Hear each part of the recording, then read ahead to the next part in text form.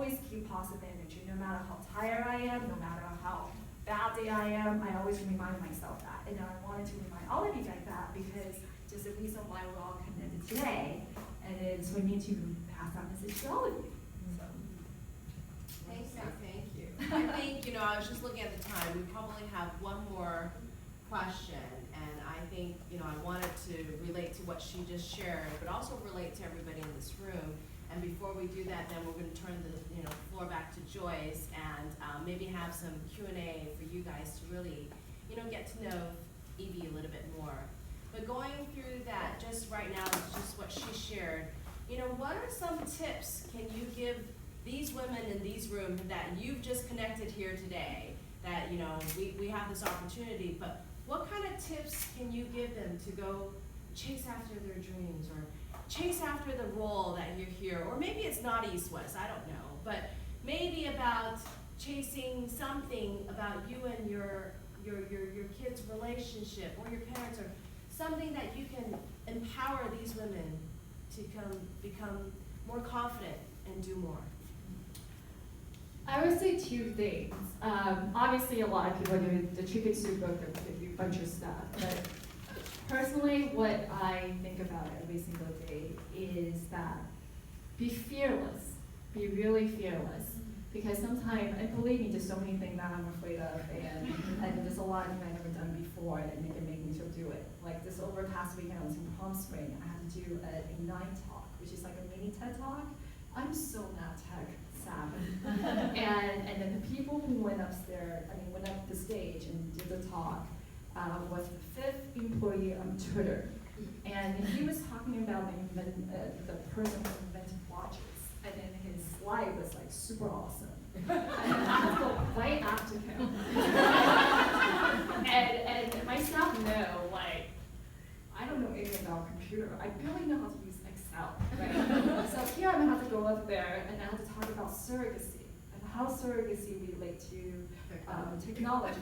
But you know what? There was a lot of homosexual couples there. There was a lot of lesbian couples there. There was a lot of female startup technology entrepreneurs, and they're awesome. So when I went up there, I tell them exactly, just a good girlfriend advice, feed your weight.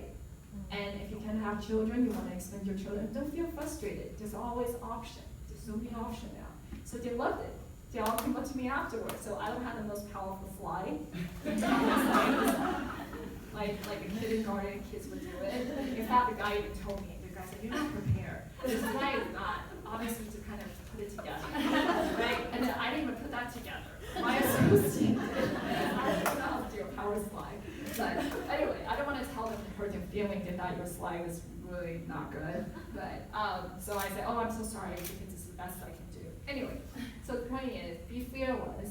Just go for it because you never know and make the best out of it. It's like they were saying something, you get lemonade. Wait, can you get lemonade? Yeah, it really is. And sometimes when you're scared about something and you just do it and you feel awesome because you're like, did I just do that? And you're like, oh, that's not bad at all. It never was it. Oh my God, that was worse than I expected. Never come out that way.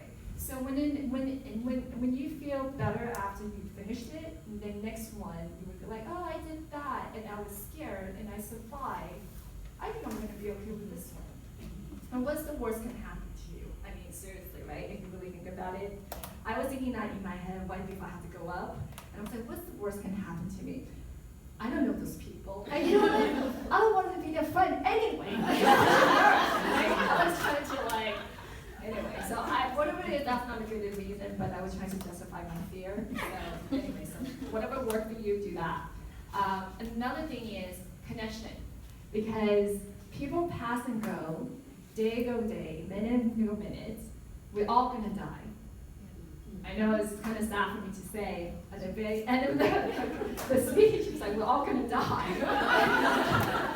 But it's true, right? This is the practical side of me, of attorney, but we're all gonna die. So, what's gonna happen when you die? You're on the tombstone, right? And your friend or relative come over and say, oh, so-and-so was such a great person, leave a flower. What are you gonna do afterward? You're gonna live your life, right? You'll probably go to a bar, grab a drink, go chit out with other friends, then move on, right? And where are you? Tombstone, still, right? You're dead. So make your life every minute count while you still here. So what's that mean? I could die tomorrow, but you know what? I'm okay because I did a talk today, and then if I make any difference in any one of your life, I feel awesome, right? So that's how I look at it. Make every day count, make that connection, and be fearless. That's would be the two things I would leave with all of you. So I hope you guys take that down. Bring it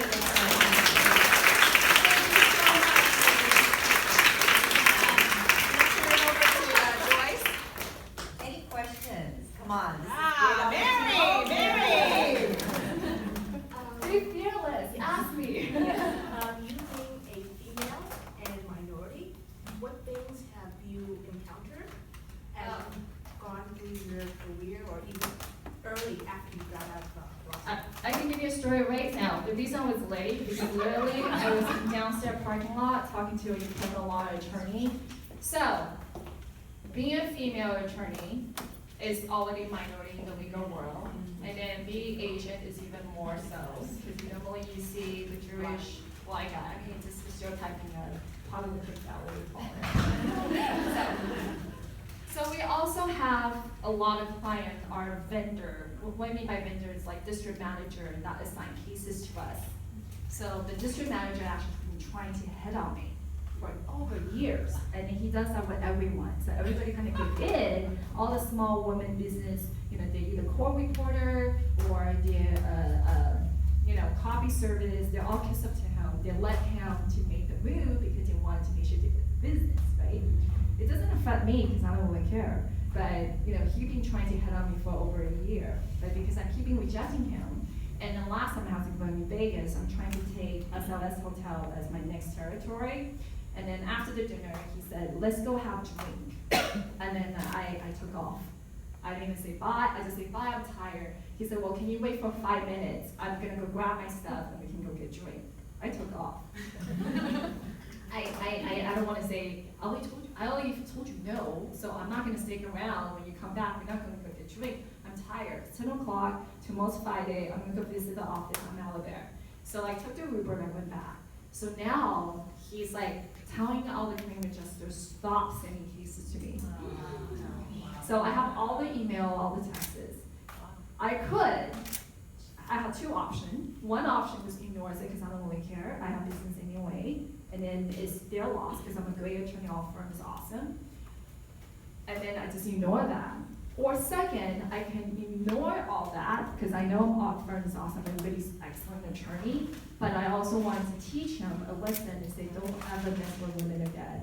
So I was gonna send a letter to his boss and then say, and show them all the text and email that he has sent and call in the middle of the night and say that's not appropriate behavior. So if you guys want to stop sending cases to our firm, we have no problem, but we just want to let you know if I don't want to do that again. But this is what we were talking about while I was in the car, because I wanted to make a point and I wanted to help other small business owner because they all have the same